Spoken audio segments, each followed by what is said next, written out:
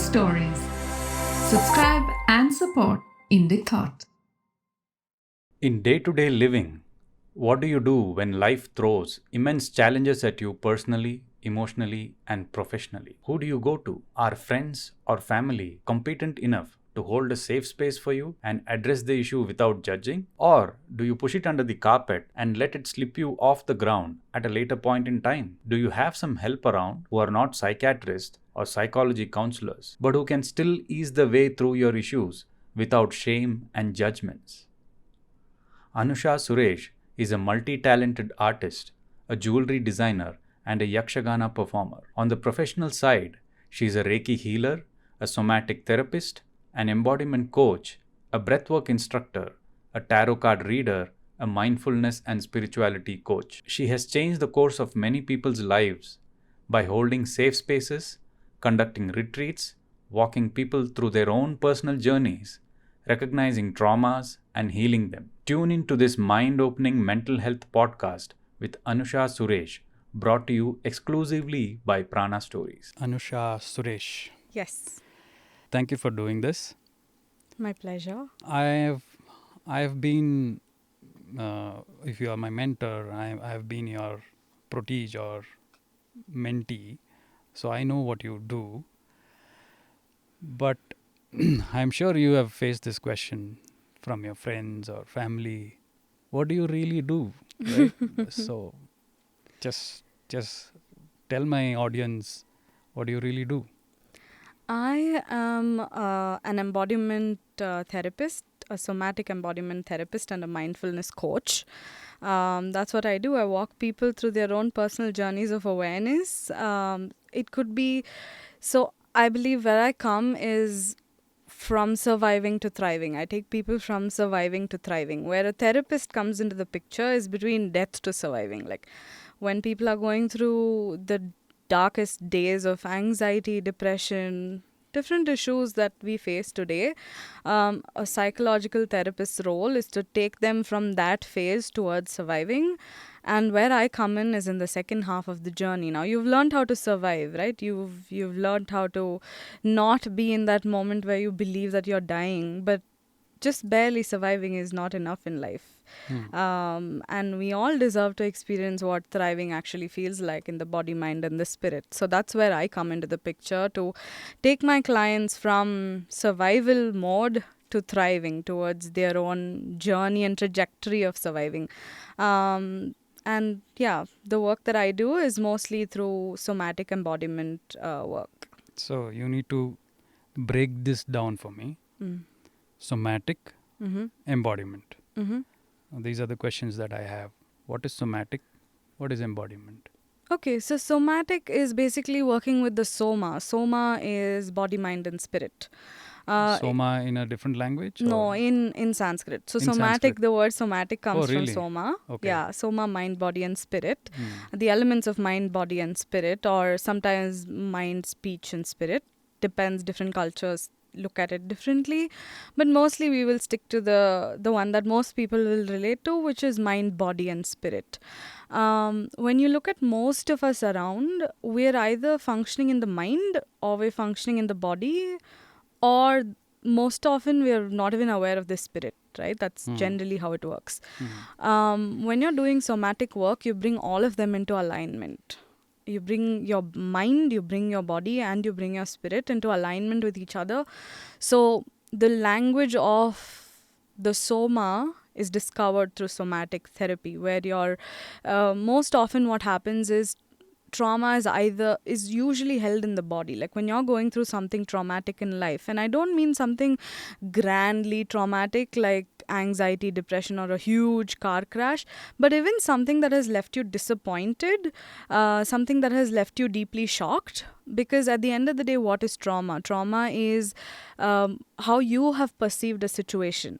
Right? That's what is trauma. So if for you a particular situation was deeply impactful and shocking, then that particular incident was traumatic for you. Maybe from an outsider perspective, for somebody else, it may seem like a very small thing. So when we see trauma and trauma responses, they come from the body. It's all held in the body. So without bringing the body into the picture, it's very difficult to work with some conditioning of trauma that is, let's say, very, very old, like in your childhood, something that happened in your childhood. And therapy comes into the picture where you go into the mind. You figure out, how is it impacting me today? Today I'm not able to sleep. Today I get angry at simple things. I get irritable. So this is all working with the mind. But what about the impression that this particular trauma has had in your body? So when you bring in the mind and body into unity in somatic therapy, you're able to work with it fully. Like there is no ounce of it left in your body because you're working through it. And where does spirit come into the picture? Spirit is who you are in your authenticity inside of you, right? That's your spirit. Spirituality is basically getting more in touch with the spirit inside of you, of what that wants to experience. So bringing in spirituality also into the mix and bringing that into alignment helps you move really from surviving to thriving, because then you're no longer living a life of trauma responses, basically. You're living a life where you are honoring yourself and your needs and you're moving in that direction. So that is somatic therapy in a nutshell. So we work with the body a lot through movement, sound, breathwork, mindfulness practices. We use multiple modalities to really bring all the three together in alignment with each other and see which part where what is held and how can we just let it flow through us. That is somatic therapy. Embodiment. The word embodiment means to become, in other words. So if I'm envisioning a life of beauty, if I'm envisioning a life of divinity, if I'm envisioning a life that is joyous and happy, how can I then embody that in my being? Like, how can I become that? So embodiment practices help you to become a version of you that you've always been yearning to be. And embodiment practices is essentially becoming whatever you're experiencing. Like, for example, if there is a client who's coming in with a lot of anger issues, they have a lot of anger, and anger seems to come up in very weird ways in their life, right?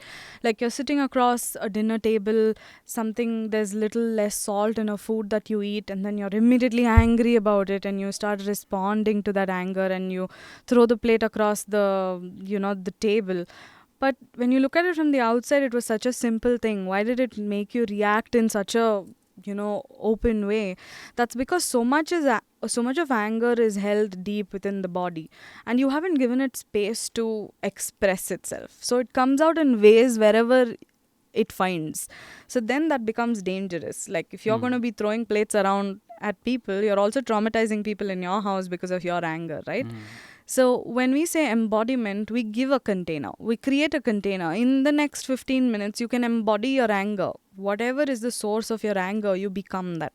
You let that anger flow through you in a very contained way that feels safe. Right? There you have the permission to scream. There you have the permission to move when you're becoming, if you are the embodiment of anger. Like, for example, if you were the embodiment of sacred rage of Kali, how would you then react? How would you respond?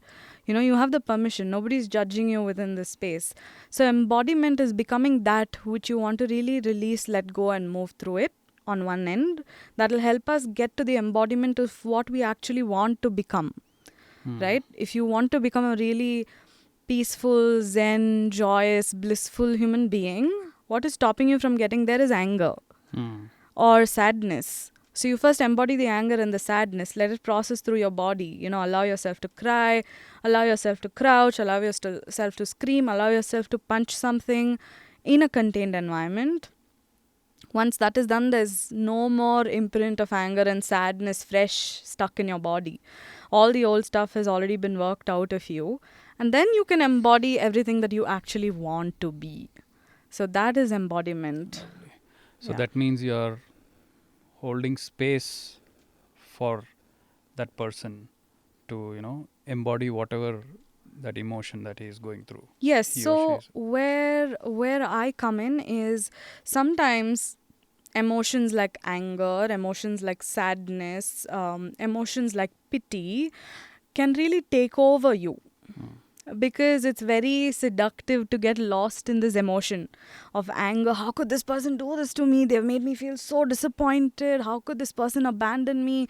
I have so much rage bubbling inside of me that once you start embodying it, you can really get lost in it because it feels so comforting to express it. Right? That's the reason why people who are really angry don't want to work on it, because it feels so good. It's only later that it starts impacting the people around them that they're like, oh, well, I have to do something about it. Right? So where I come in is to make sure that I'm always bringing them back. Like, yes, taste that and come back. Yes, express that and come back. So it's all about titrating the experience in such a way that you're not completely losing yourself in the spiral, but you're always resourcing back into the... We shouldn't lose track of where we're headed to, right? We're not headed towards becoming anger itself. Our goal in life is to be happy, blissful, joyous, successful. That's our goal ultimately in life. So when we start losing ourselves in the anger, we lose track of the goal that we have. So where I come in is to be able to bring clients back. Yes, embody that anger. That's beautiful. Embody that sadness. That's beautiful. Let it flow through you. But don't lose track of where you're actually wanting to go. Because where you're wanting to go is not being stuck in this sadness and in this anger and this self-pity. So that's where... that is my role as a therapist, as a coach, to be able to hold that safe container for people and teach them the tools with which they can safely embody anger, sadness, rage, whatever might be coming up for them, in a way that doesn't swallow them up, in a way that it doesn't take over their life. Yeah. Okay. So let's take the example of anger itself. Let's say somebody comes to you today the example that you gave, that I get angry at small little things. It could be silly. I mean, even I had that issue. In terms of your process, yes, you have tools to do that. Can you just highlight the kind of workflow? I mean, obviously each person is different and the workflow will be different. But throw some light on what is the workflow that you take them through, and so that they can arrive at that and then overcome that and probably be aware of it. What is the kind of workflow that you follow through? Okay. You rightly said it. It's very individualistic. Yeah. No two human beings work similarly, but yeah, there are similar patterns, right? Most often when a client is coming ahead with a lot of anger, like a lot of built up anger, it's usually like anger is always a cover emotion because it's the easiest emotion to express. So anger is usually almost 99% of the times, anger is a cover emotion to something underneath it. So it's all about going to what is that cover emotion. I'm coming really angry. I'm feeling very irritated. I'm feeling very annoyed in the moment. Yes, okay. What is making you so angry? Right? Why are you so angry? What is underneath that anger? Most often what is underneath that anger is rejection, abandonment.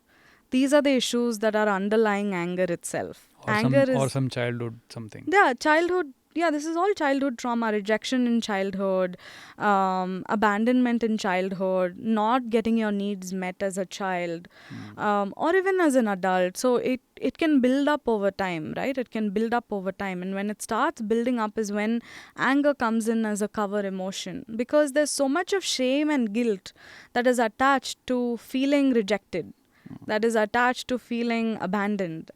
So you don't want to feel the shame and the guilt. It's easier to feel anger, right? There's no shame in anger. Yeah. Nobody's shaming you for feeling angry. They'll just tell you, hey, you're not being a very nice person, so I'm not going to talk to you for a while. But nobody's going to come back and shame you. Sometimes anger is also romanticized. Yes. They will say that he's a very angry person, don't go near him, Yes. something like that. Yes. So that people fear and Yes. have that respect. Yes. Because I remember the very seniors at home used to be angry all the time. I was wondering, why would they be angry all the time? Yeah.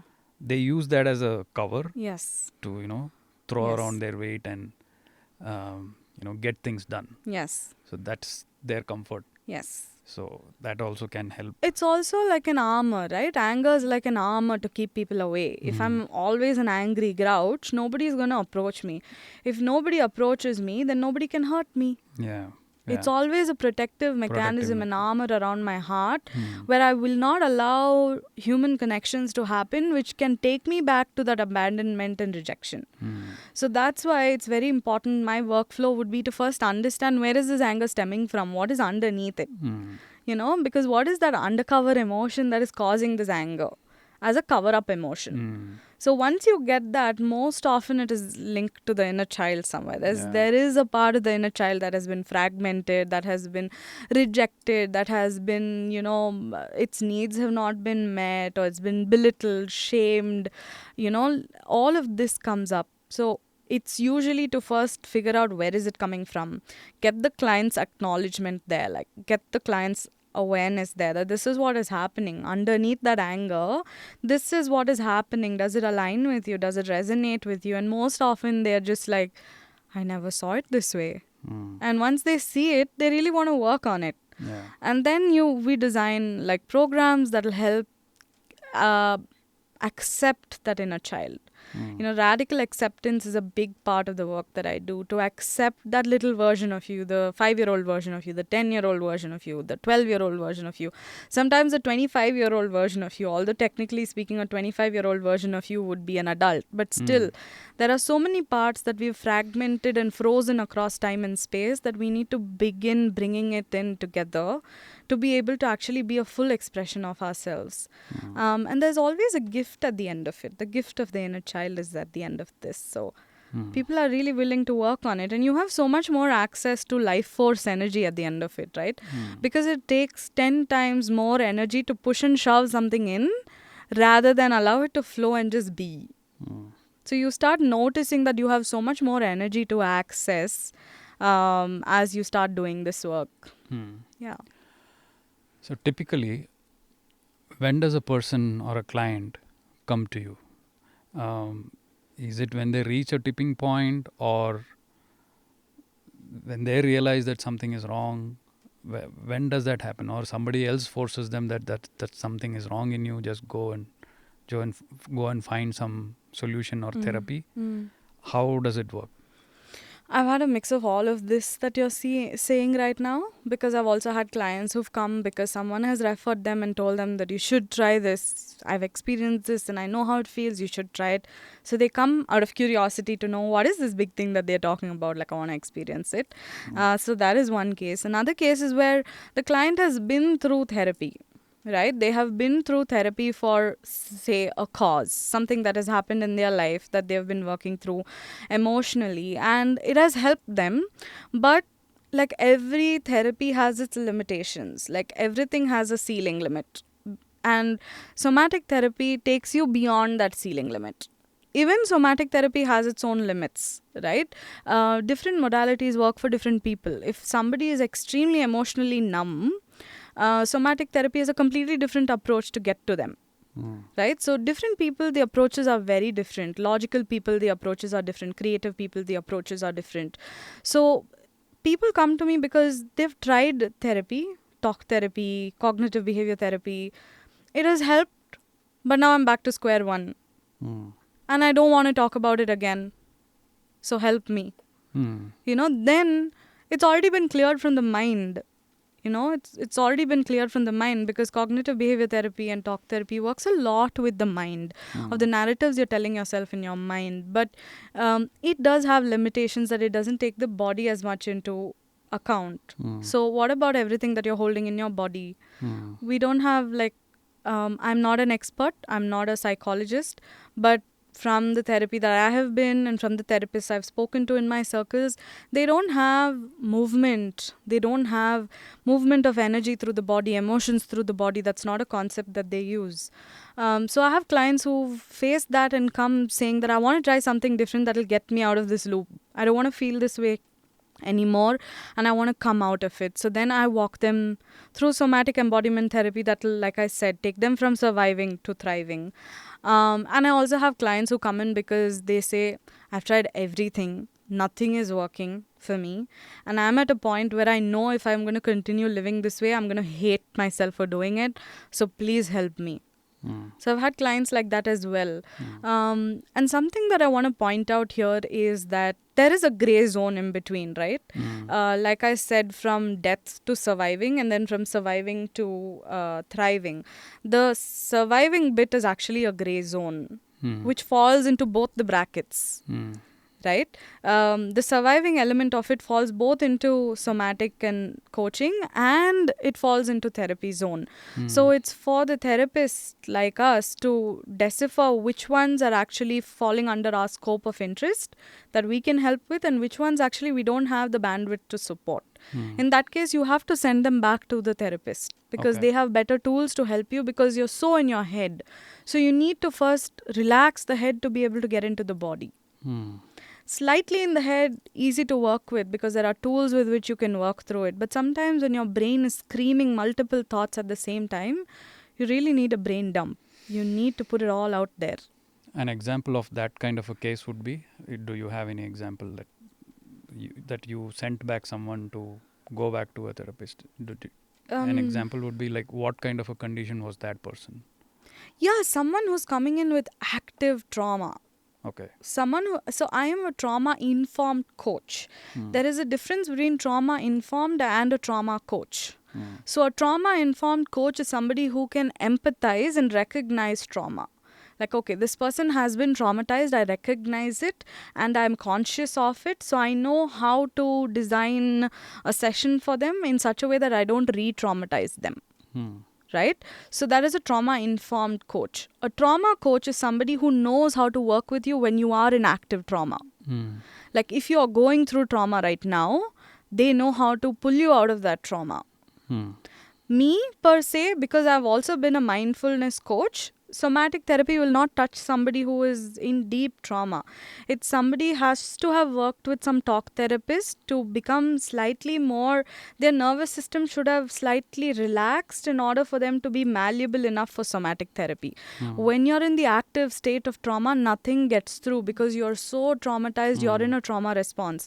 So for you to, from that trauma response, first of all, understand that, oh, all of this that I'm doing is trauma response, you need to talk to somebody to get that awareness.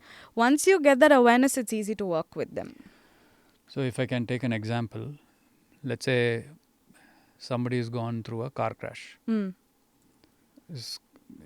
was a bad car crash, and his neurotics, everything is sort of, kind of damaged very badly. Now, he cannot immediately come to you? It depends on their level of awareness. Like I said, most often from what I've observed, people rarely seek help immediately. That's the sad reality. There is still a lot of stigma attached to seeking help. Because there's so much stigma attached to seeking help, people rarely seek help immediately. They know they've been traumatized. They know it has impacted them. But there is also this confidence that they cling. We can take care of it. We'll do something about it. Like, I can handle this. I've got this. There's also an embarrassment to seek help. Right? Because they want to believe that they can handle it by themselves. So because of that itself, many people don't reach out immediately. They reach out when it has permeated into the body and into the mind, and now it has started manifesting in weird ways around you, where you start showing signs of claustrophobia, where you start having random panic attacks and anxiety attacks, and then insomnia. When all of these starts coming and the trauma itself has grown into such a big mountain that it starts taking over your life, is when they're like, this is bigger than me now, I can't handle it anymore. That's when you need to first talk to a talk therapist, at least for 2 to 3 sessions, so that you're removing the fuse out of the situation. And then you can work with a somatic embodiment therapist. Yeah. But that said, in India, we don't have as many really good, well-known trauma coaches. So it is challenging. A lot of people will have to bounce around a couple of times. I've had a lot of clients who've bounced around multiple therapists and almost given up on therapy before they met me. So it's also like it's like a click. Client and a therapist is a click. It is challenging to find that click, but when you find that click, it's magic happens. Yeah. Okay, lot of questions. First question, how did you get into this? The other question is, I kind of know that you are a self-learned embodiment coach. Now, there is a difference between a therapist who has done a particular kind of training to get there. Now, you are self-learned and you have done it through various different courses, not really the formal academic kind of course. Can you just walk us through that? No, it's not been self-learned. I mean, this is not all self-learned. Mindfulness practices have been self-learned. Embodiment practices are not self-learned. I have learned it through certification programs that I've done, and I'm also right now in a 2-year certification program, master's training program that is all about somatic embodiment therapy. How is it different from psychology? Is that what you're asking? Psychology and the therapists that we find as registered practitioners or registered, maybe a psychiatrist or a therapist that you find in hospitals, that they sort of help you with certain things. So how is that different from what you do? Right. So there are 3 different aspects to this, right? One is psychiatrist. A psychiatrist is somebody who has done MBBS and who's actually a doctor who is licensed to prescribe medication to you. And they have studied something that is related to brain chemistry. They are learning about brain chemistry, the different neurotransmitters in the brain, the different imbalances that can happen from the neurotransmitters in the brain, and how these imbalances in the neurotransmitter can then impact and manifest as diseases like ADHD, anxiety disorders, depression, panic attacks, personality disorders, bipolar. All of this, they are the only ones who are licensed to diagnose all of this. Even a psychologist is not licensed to diagnose you and put a stamp saying that you are ADHD, you are any of this. A psychologist has learned the mental aspect of it, not the physiology or the biological aspect of it, but more of the, like how does it manifest, what are the different telltale signs of it and things like that. And they work together, like a psychologist and a psychiatrist kind of work together, and they're always feeding off each other, right? Because when a client comes in with something like a bipolar or with a depression, like a somatic therapist like me cannot work with somebody who's in active depression right now. If you're under medication, I need to really dial down my practices in such a way that I do not trigger you right back into another trauma response. So I don't come in there. That is the work of professionals like a psychologist and a psychiatrist, where the psychologist gives them prolonged support by talk. Where is this coming from?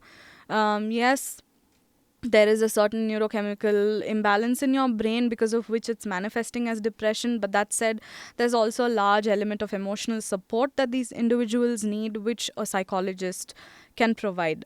That said, again, there's a caveat there, right? Because if you look at psychology today, there are different courses that people do. There are some of them who have done their BA psychology, MA psychology, and then they're doing therapy. There are some who have not done any of this. They've done any other mainstream BSc, MSc, and they've gotten into counseling diploma, where they're learning only the nuances of how do I counsel. Right? Those people are not trained in psychology even. They're only trained in the skill of talking. How do I talk? How do I ask the right questions? How do I hold unbiased space? How do I hold non-judgmental space? How do I make the other person feel safe in my company? Right? That's what a diploma in counseling skill person knows. They don't know so much in depth about psychology as somebody who has passed out from BA and MA psychology knows. And also, a lot of people who've done BA, MA psychology end up going into HR roles. It's very different from a therapist role. So it's about really looking at what are they actually doing, what is their background, versus me on the other end. I've learned something called EFT, TFT tapping, which is thought field therapy, and emotional freedom tapping, which uses the Chinese Taoist pressure points in the body to release energy and emotions. That is something that I did certification in. Breathwork is something that I did certification in. Along with that, I learned breathwork from multiple sources around me, from yoga classes to being in breathwork myself. That is something that I've learned and I've made it my own. Once you know the basics of anything, you can apply it and make it your own. So that's something that I work with. So these techniques are very different from what a psychologist or a psychiatrist would use. So that's how I would say that is a differentiation. Like, I cannot label any of my clients with anything. I cannot tell them that I don't have the qualification to identify it. Although with experience, I've learned the telltale signs, but that is experiential learning. Like, I don't have the license to tell anybody that you have bipolar or you have ADHD or you're going through depression. No. Like I said, I just take them from where they are to get them to thriving.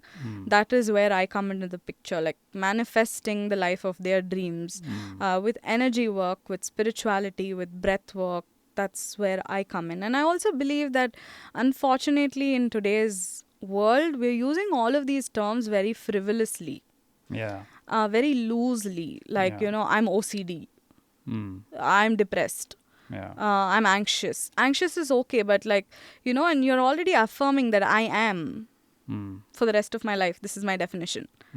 I don't believe that's essentially true. You could be going through moments where you're depressed in life. You could be going through a phase in your life where the neurochemicals in your brain are imbalanced. But I feel like it's kind of unfair to put people into labels and push them into boxes and say that's the box you need to stick to for the rest of your life. And I have also seen many people using that as an excuse. Well, I'm OCD, this is the way I like it. Well, this person's a narcissist. Without even knowing what is narcissistic personality disorder, you just label somebody as a narcissist. You label somebody as bipolar. I feel like people today, because of the internet, just frivolously read something and then they just put stamps on people. Because something that I really want to speak about here is the fact that people need to be more responsible when they use these terms, because someone who's really going through something like this, life is not easy for them. And when you start using these words very casually and throwing it around, it takes away from the seriousness of someone who's actually going through it, which is unfair to that person. And also, you need to understand that when a psychologist or a psychiatrist deals with these kind of issues, even they themselves need to be very, very experienced enough to notice the nuances of the differences. Like, for example, let's take the example of someone in a relationship who's constantly watchful of their partner. You're smiling differently. You're talking to me in a different tone. Oh, you left your shoes differently today. What happened? Did I do something wrong? Are you angry with me? Now, let's take this as an example, right? This behavior as an example. This behavior will fall under two categories. One category is a bipolar disorder or borderline personality disorder. Okay. On the other end, it falls under the category of someone who's been in a narcissistic relationship, this is a trauma response to recovering from that narcissistic relationship, where they're constantly looking for, should I fix something? Did I do something wrong? So their nervous system is so used to fighting battles that they're still waiting, when is a battle going to come? You see, these are polar opposites. This is somebody who's recovering from trauma, and this is somebody whose personality is that. So with somebody like this, whose personality is this, you ignore them. You don't engage with it. Right? You just give them reassurance and you move away. You don't give them too much. Don't give too much into it. But on the other hand, when somebody has been traumatized and this is coming as a trauma response, this hypersensitivity to micro expression, you need to give them a lot of reassurance that no, you're reading too much into it. You really need to do a lot to relax their nervous system down. Right? So, like I said, lines are so blurry between these issues of the brain, and it is still something that is being studied and learned, and there's so much research being done in this field that it makes me sad when I see people throw these terms very frivolously. Even me as somebody who works in the field of mental health, I don't diagnose people because I know I have no right to diagnose people. And I also believe personally with my own opinion that nothing is permanent. Today you might be experiencing depression. Tomorrow you might be thriving. So I don't believe in stamping people saying this person is so and so. I don't even let them say I am this, because then you use that as an escape mechanism. That my behavior is because I'm depressed. My behavior is because I have panic attacks. Let's get to the root of it. Where is it coming from? Yeah. And so spirituality, as you said, is a big part of it. Yes. Right. So does this also mean, because people get confused with religion and spirituality. So when your coaching or when your therapy involves a lot of spirituality, I'm sure that person doesn't have to be religious, right? So how do you take that journey in spirituality, and how do you use spirituality to, achieve whatever that you want to achieve? Yeah. So how does spirituality help someone to take their journey forward so you said from surviving to thriving. Now from that thriving, they need to sort of continue in their life, right? So does spirituality do that, or what does that? Yeah, for sure. Because I firstly want to mention that spirituality and religion may be two different things, but religion has spirituality, but religion can also exist without spirituality. Like ritualistic religion can exist without spirituality, right? When you're just, because somebody told you to do something, you're just blindly doing it. That is just religious. There's no spirit in it. But that said, a ritual, if you're putting full spirit and full intention into it, can become spiritual. Right? So I would say religion helps in as much as, giving us a direction to move in. Like if you're a Christian, you have a direction to move in. You come from any other cultural background, be it a local cultural background, be it any other religion, mainstream religion that we see today, give us a certain direction to move in, a certain toolkit to move in towards spirituality, which I think today has become very misunderstood. And where does spirituality help? First of all, spirituality is living with spirit. Living in alignment with spirit, with my own spirit, with my spirit that I'm recognizing all around me. Right? So one of the biggest things that spirituality gives you is connection, interconnectedness to everything around you.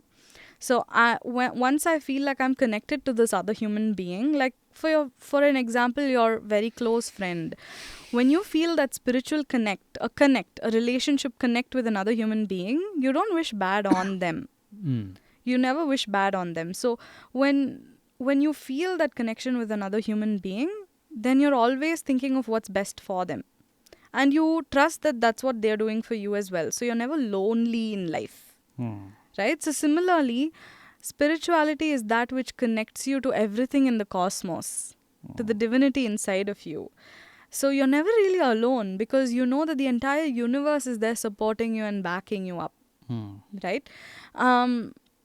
Now, how is spirituality and why is spirituality important and why is it lacking is something that I want to throw light on.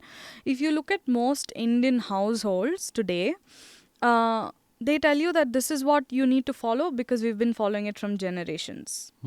Right? And there is a lot of science in it. Our forefathers told us, and don't ask me about logic. You just have to do it because you have to do it. In terms of rituals, you mean? In terms of rituals, yes. And there's no dialogue. There's no scope for dialogue. Like children come in very curious, right? When you're a child, you want to know, why are we lighting a lamp? Why are we doing this puja? Why are they chanting in a specific way? Why? Now, unfortunately, parents themselves don't know the answers to these things. As a result, they don't want to be in a sticky position where they should be answering these things. So the easiest thing to do is, no, you have to follow it. I said so, you have to follow it. That brings in such an aversion to religion itself. It brings in such an aversion to these ancient teachings that are actually giving us a way towards following a spiritual lifestyle. That is giving us that toolkit to connect to the divine, right? Yes, these have been practiced by our forefathers. Yes, there is a certain way in which we can do it. But that said, we are living in a very different world today. So we also have a new toolkit that would be useful for today. We can't do something that was done, say, in Satya Yoga. We can't sit doing yajna for, say, 30 days. As a householder who's working in a 9 to 5 job, can you imagine sitting for a 15-day puja and doing yajna all day, doing japam all day? You can't do that, right? That's not something that is feasible. But if you bring in a structure like that and tell them this is the only way, half the population will reject it. Yeah. And then they start cancel culture. They start saying this is all bogus. Like none of this works. Yeah. So spirituality helps you connect to the divine itself. They are toolkits. But that said, from children, you need to allow them to experience the divine, experience magic in the way that they are ready to experience. And each human's experience is different from the other. Not everybody's experience is going to be the same, right? Imagine if you could take a child to a temple and instead of telling that child, oh, see, that is this particular god, pray to him. Instead of doing that, if you could just take that child to the temple and bring up the curiosity of the child, can you look at the temple architecture? What is it speaking to you? What do you feel like? What is the story that this place is telling you? What is the energy that you are feeling here? Coming here, are you feeling happy? Are you feeling bored? If the child is feeling bored, why are you feeling bored? Can we try just sitting for a moment and visualize like we are a tree here for a moment within this temple? How does it feel like to be a tree? Can you inculcate simple curiosity in that child without forcing that child into... And most parents are like, oh, you have to pray to the God, otherwise God is going to do something to you. There's so much fear-based conditioning around spirituality that you start rejecting it. Right? You start rebelling it. But imagine if you allowed that child to experience spirituality in whichever way they wanted to. Maybe that child's route to spirituality is through art. Can we allow that to thrive? Maybe that child's spirituality is by talking to God like a best friend. Can you allow that to thrive? You know, so I feel like different people's spiritual perspective of what spirituality is very different. And the more you give space for expressing different versions of spirituality, spirituality will thrive. As a result, human beings will thrive. Because spirituality makes you so attuned to spirit, to energy, that you will not indulge in things that are not in the best benefit of yourself and people around you. At least the real people who are tapped into real spirituality. I also know a lot of people around us who use spirituality as a tool of power, who use it as a tool of oppression, who use it as a tool of control, who use it, elitism, who use it as a tool for commercial purposes. That all exists, unfortunately, in the world, and we can't deny it. The more we start looking at spirituality from a very neutral perspective and say that it's each individual's individual journey and we can respect them to be in their own individual journeys, the more we can see people thrive around us. So, carrying forward the same flow of what you were saying and this particular conversation of also that you said surviving to thriving. I believe that our older generation, our parent generation, was always in the surviving mode. Yeah. So they kind of taught us fear-based, spirituality. Yes.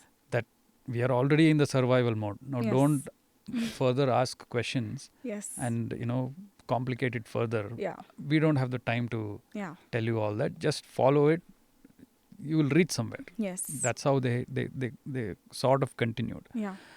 But as a result of it, I think it got diluted, or probably the generation from there on lost interest in that spirituality, the ancient wisdom that was there.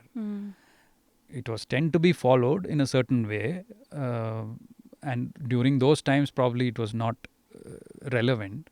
Probably even today we are sort of realizing that those things are relevant, whatever the ancient wisdom is.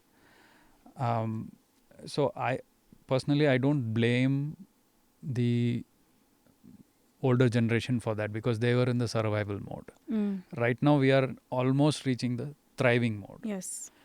Now from here on, there are many people who are still in the surviving mode. They still have to come to the thriving mode. Yeah. But at least the awareness is there. There are tools there is technology to make you aware of all such things in terms of thriving. Now, how much of the ancient wisdom that you use in your process that helps you make them thrive? What do you use the Indian ancient wisdom? What kind of things that you use to tell your clients that this is how you're supposed to do, not like a command but like an invitation? Like, I'm sure you will do that. Yeah. But what are those kind of nuggets, if you can walk us through that? Yeah. I couldn't agree with you more when you said that this is not about blaming the previous generation, right? Because if you look at the last 100 years plus of our history, or even more than that, in fact, we were surviving because we were fighting off so much in our surrounding, from recession to invasion to being taken over to famine to drought to all of this, right? And what does a human being ultimately need in life to actually move towards surviving to thriving, which is thriving, let's say, is happy, being happy, is food, is shelter, security, and sex. These are the three main aspects that every human being needs, right? And only if all these three needs are met can you actually think beyond this and be like, oh, what else is out there in the universe? Yeah. Right? If you get an entire population stuck in when am I getting my next meal? Am I going to lose the only home I have? When can, insecurities around their own body, that they won't find a partner, they won't have sex, and, get them sex starved as a country that we are seeing today. They're only stuck in this mode. Yeah. Like, when am I going to get my next meal? When am I going to get laid next? And when am I going to buy my house? Yeah. These are the only three things that are occupying the maximum brain space in every human's mind. Yeah. And when you have these three needs met, when you have these basic needs met, is when you can start thinking beyond. And it happens gradually in steps, right? It doesn't directly go from if I have food, if my food is taken care of, I'm not worrying about food. I have a house, I'm sure I will never lose my house. I have a roof under my head and I have security, deposit, all of that in my bank account. And I have a partner with whom I'm enjoying sex. Let's say you have all of this. It doesn't immediately take you to spirituality next. Yeah. It then takes you to the outer circle of community and friends. You have more time for community and friends because basic needs are taken care of. Yeah. From there, it goes into belonging. Belonging in a larger society. How can I create friendships where I can feel like I belong? Then it becomes into a leadership goal of how can I actually make sure that the people around me are thriving better, because my needs are taken care of, then my community needs are taken care of, my belonging needs are taken care of. Now I can thrive as a leader.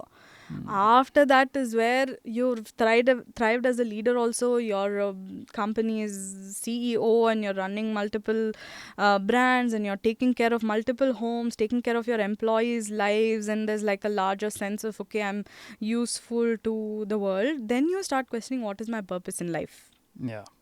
Right? This is like that Maslow hierarchy. Yes, exactly. You start going like that in steps, and the final one is self-realization. Like, what am I? Who am I? My connection to divine. Am I divine? Am I a part of the universe? Is universe inside of me? These questions start coming up when you've actually met all of these things. So it's like a step-by-step game.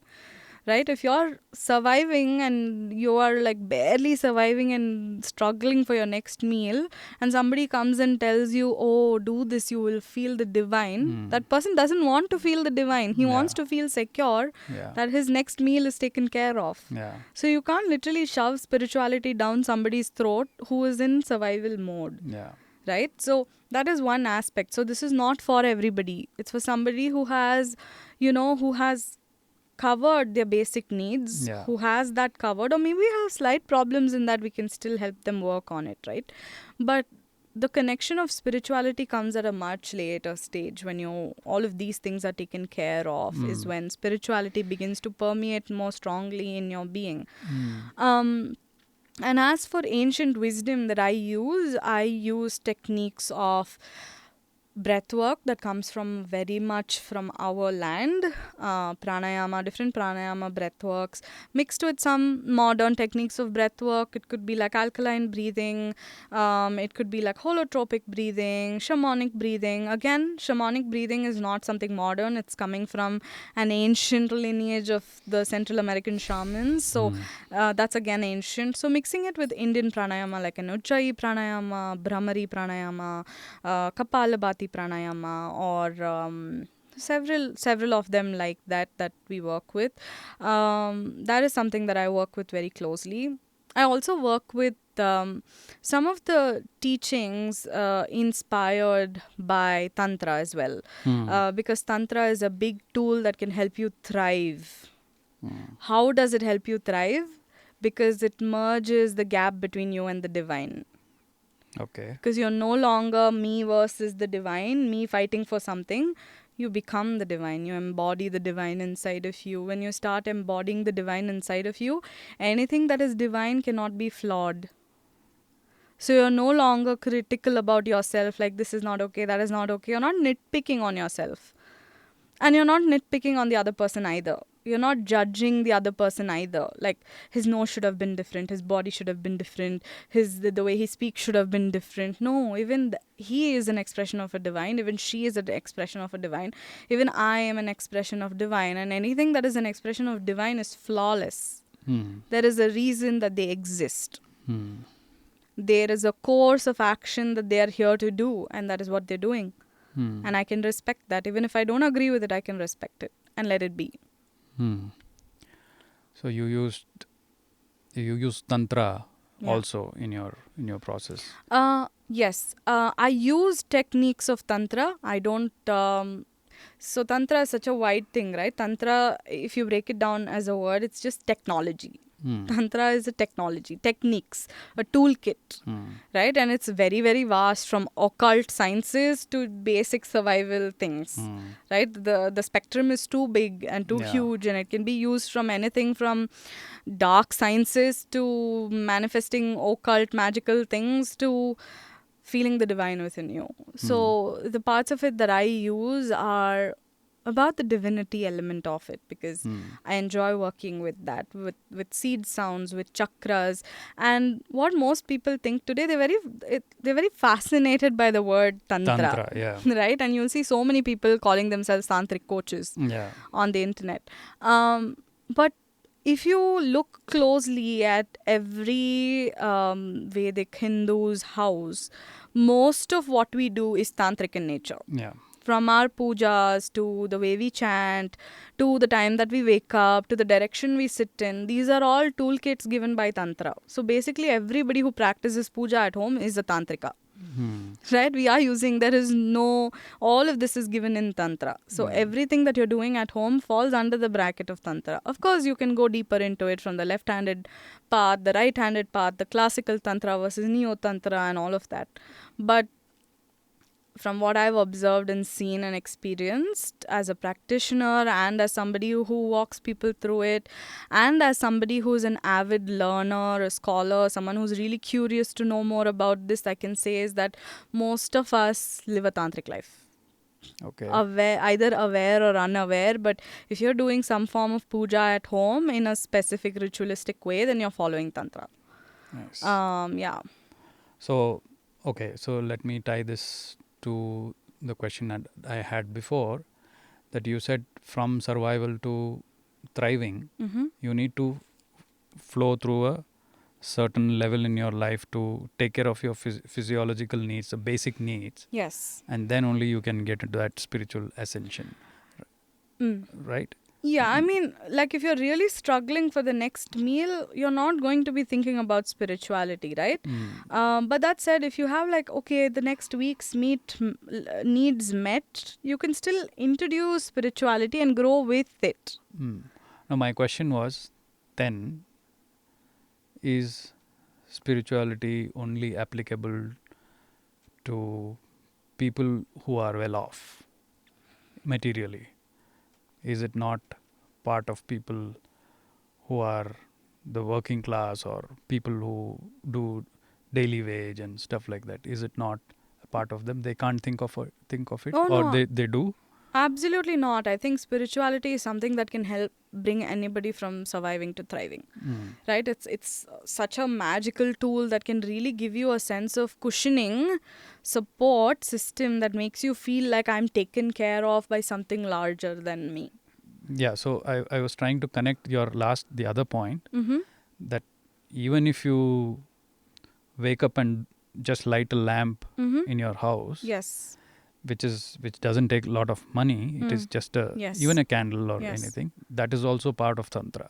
Absolutely. And you Right. don't even need that, right? You don't even need to light a lamp. You don't need to spend money for oil or any of that. It is as simple as bringing awareness and intention into a space.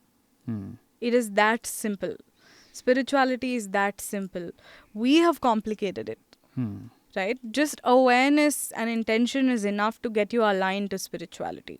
And the universe itself opens up to you through that. Like, an intention would be something like, okay, let's say that I am struggling for my next meal, right? Then can I set the intention into the universe that I'm intending to put my heart and soul into this work that I'm doing, and I desire for it to be recognized and for me to get back the investment of my time into this as money. Right? Just something like that, an authentic intention sent out into the universe is enough for it to Get it bounce back to you. Yeah, so what I want to, probably this is my learning, is the same intention that you're sort of setting while somebody is praying to God Yes. with an image Yes. that please help me, please Yes. protect me, and please bring me the. Yes. So that is the thing. It is given by our ancient wisdom Yes. that if you have an image in front of you, and if you, with your heart open and with complete genuine love or genuine ask, if you do that, that's actually setting intention, right? Yes, 100%. And when we say intentions, most people really struggle with it, right? Because setting intentions and saying your desires out loud is such an abstract concept. It's very difficult for somebody who has never set an intention in their life. You suddenly tell them, set an intention now. They're like, what is an intention? How do I set it? What are you even speaking about? Right? So our ancient wisdom and our ancient teachings and everything that has come in through Tantra or through any of the practices that we do at home as puja and all of that is giving us a direction and a toolkit to move in. Right? But like, for example, Tantra uses mantras and yantras. It's not just like when I say the toolkit involves yantras and mantras. Right? When you're chanting something, there's a certain seed sound, there's a certain sound, a mantra, a resonance that is created within your body and around you in spatial orientation. Right? When you chant Om, irrespective of your nationality and your gender and your religion, why is it that everybody is experiencing bliss and calm and zen? It's because you're experiencing the resonant power of that sound of Om. Right? So this is again a tool that is given to us from our ancient wisdom, from scriptures, from our ancestors who were able to experience cosmic causal sounds, and they tried to, they have tried really hard to put it into words that would make some sense, right? But it is beyond that. It's an experience. Or even breath is the most thing. I mean, you have breath without any money. Yes. And if someone has never tasted salt in their life, how do you explain how salt tastes like to them? You can't explain how salt tastes like to them, right? They need to taste it.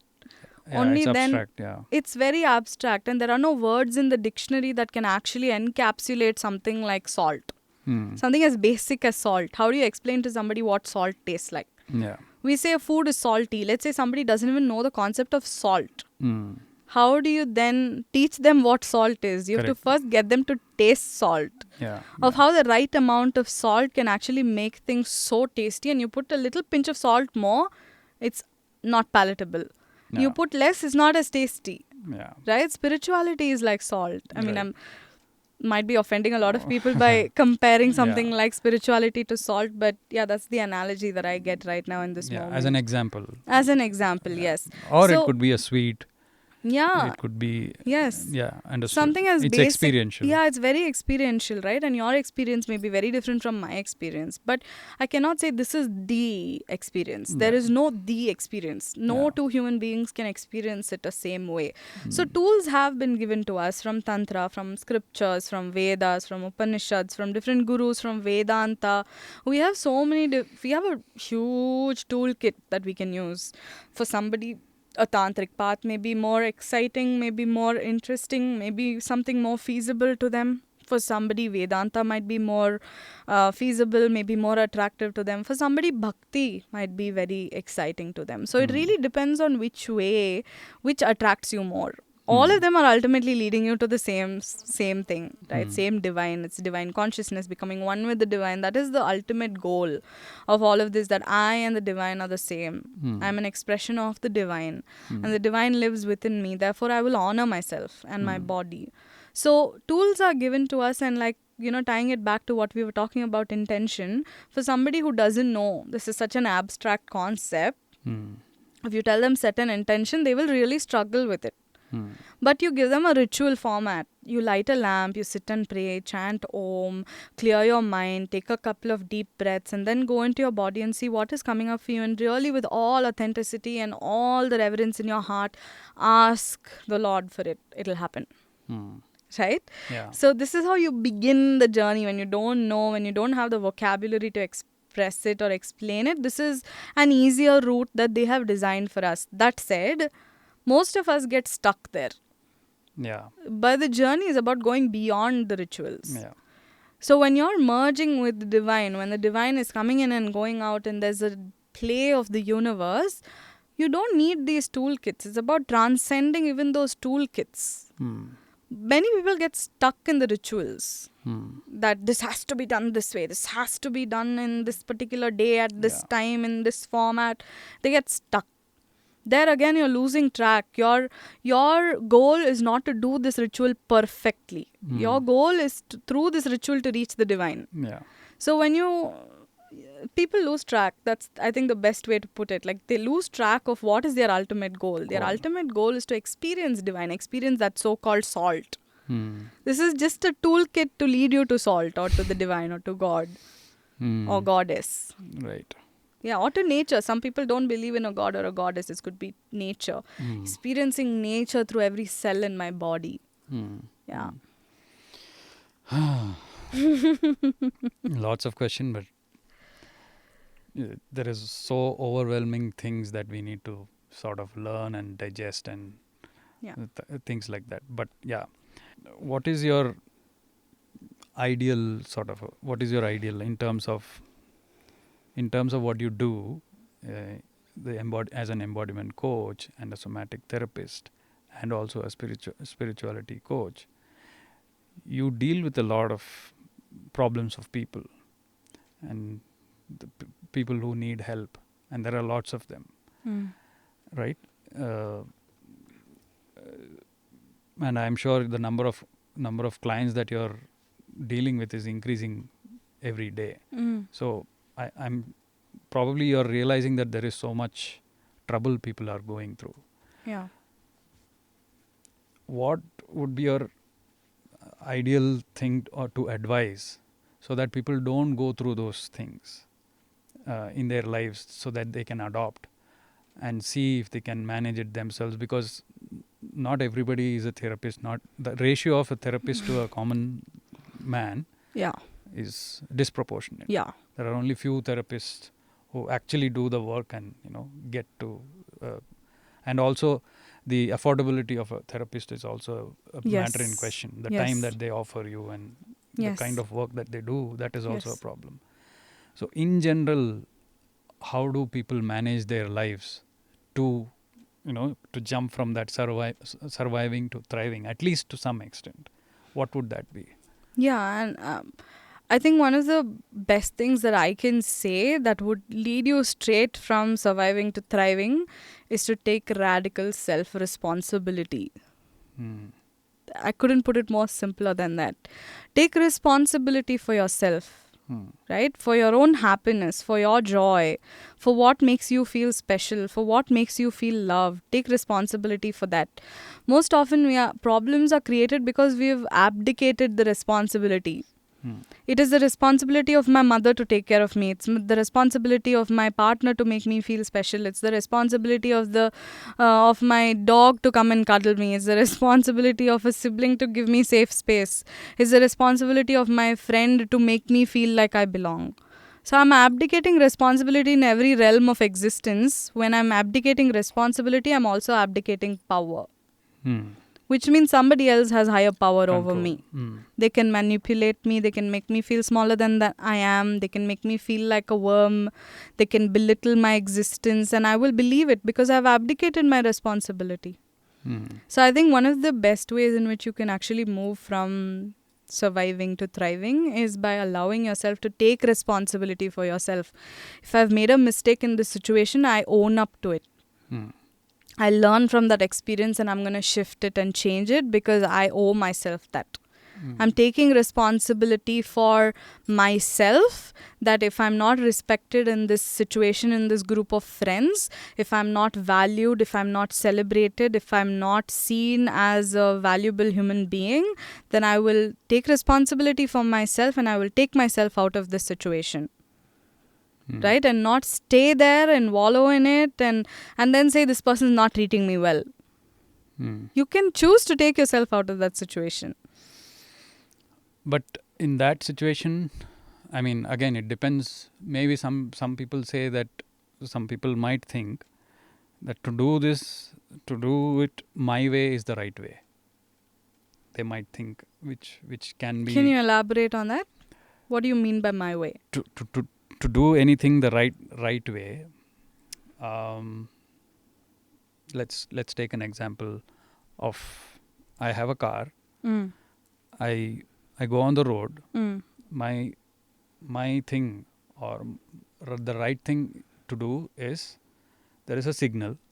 I follow the signal.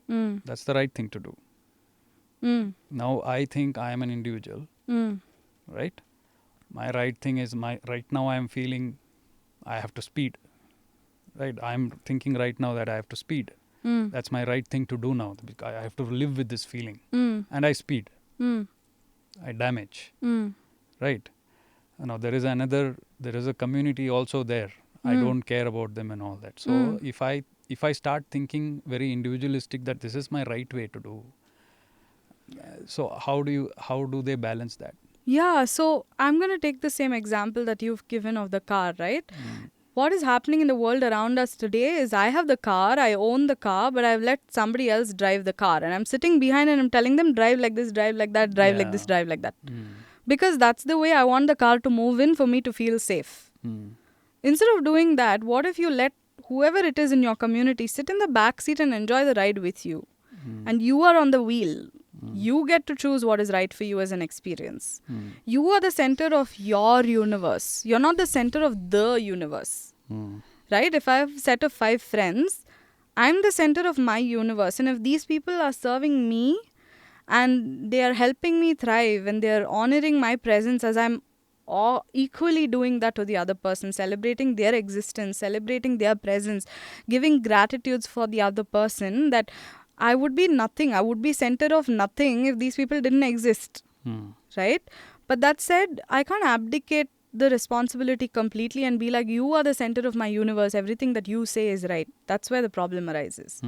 Right? A community is very important for thriving, for sure, because a community gives you a sense of safety, a sense of holding, and also a bouncing board for ideas. When you're doing something wrong, somebody can pat you on your shoulder and say, hey, maybe you could do this slightly differently. Maybe the approach that you're taking right now is not helping you. But if you look at many friendships today, these are friendships of pleasing rather than actually being there. They'll tell you what you want to hear. Yeah. That is one end of the extreme. Or the other end of the extreme is they will use you for what you have to offer. Yeah, it's like a consumerist friend. Exactly. So if everybody took self-responsibility, I am responsible for my happiness. I am filling my cup first with doing the things that I really love, and then I can hold space for you. and support you in whichever way that you want to be supported as my friend. If each of us could do that, like I said, everything boils down to that self-responsibility. Taking responsibility for myself. It's not somebody else's responsibility to make me feel good, to make me feel like I'm important. You need to look into yourself and be like, why am I not already important? Why am I not already enough? Right? Once you start working on that element, then the community automatically forms. Cool. So, Anusha, what do you have to say as a final parting shot to this whole podcast? I think we're living in very interesting times. And we're very privileged to be living in interesting times like we are right now, with the accessibility to technology, accessibility to wisdom. Things are no longer stuck in books in some lineage. Everything is accessible to us. You know, it's our responsibility to make use of what is accessible to us and to take it beyond what we did yesterday. Take it beyond that. You know, for the future of the planet, to become more conscious, to become beings that are working on our own trauma so that we are not triggering trauma in others. We are not causing more clients in the future to come up. Like that's the last thing that I want to say is to, There is the concern there is, yes, there is access, but the problem is also that there is a multitude of things. You don't know what to pick. Now, what is the right thing to pick is a challenge. So I don't think there is I don't believe that there is something called a right thing and the wrong thing. I think it's about alignment. What is exciting you in your belly? Become aware of your body. There's such a disconnect between the body and the mind, right?